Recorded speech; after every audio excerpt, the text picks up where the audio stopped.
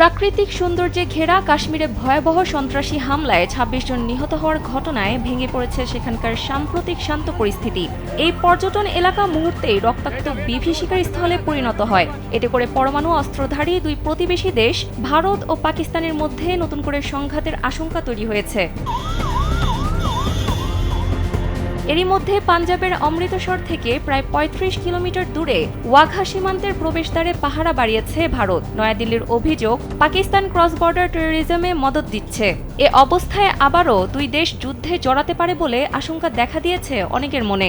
লড়াইয়ে কে জয়ী হতে পারে তা নিয়েও চলছে চুলচেরা বিশ্লেষণ। এখন যে কোনো ব্র্যান্ডের পুরাতন এসি বদলে নতুন ওয়ালটন এসিতে উপভোগ করুন ২৫% ছাড়।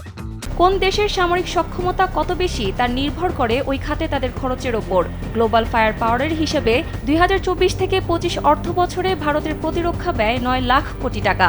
একই মেয়াদে পাকিস্তানের প্রতিরক্ষা ব্যয় প্রায় ৯২,০০০ কোটি টাকা। সৈন্য সংখ্যার দিক থেকে ভারত বিশ্বে দ্বিতীয় বৃহত্তম। তাদের সক্রিয় সেনা আছে ১৪.৫ লাখেরও বেশি, আর রিজার্ভ সৈন্য রয়েছে ১১,৫৫,০০০। অন্যদিকে পাকিস্তানের সক্রিয় সৈন্যের সংখ্যা ৬,৫৪,০০০ এবং রিজার্ভ সৈন্যের সংখ্যা ৫.৫ লাখ। তবে যুদ্ধে নামার পর ময়দানের হিসেব ভিন্ন, কারণ কেবল জনবল আর অস্ত্র থাকলেই যুদ্ধে জয়ী হওয়া যায় না। এর জন্য সবচেয়ে বেশি প্রয়োজন হয় মনোবলের। যুদ্ধের ভয়ানক বাস্তব পরিস্থিতির মধ্যে ওই মনোবলই টিকিয়ে রাখবে সৈন্যকে। জীবন বাজি রেখে শেষ রক্তবিন্দু পর্যন্ত লড়ে যাওয়ার মানসিকতা যে বাহিনীর মধ্যে থাকে, পরাক্রমশালী প্রতিপক্ষের বিরুদ্ধে তার জয়ের ইতিহাসও রয়েছে অনেক। সানজিদা ইসলাম, কালবেলা।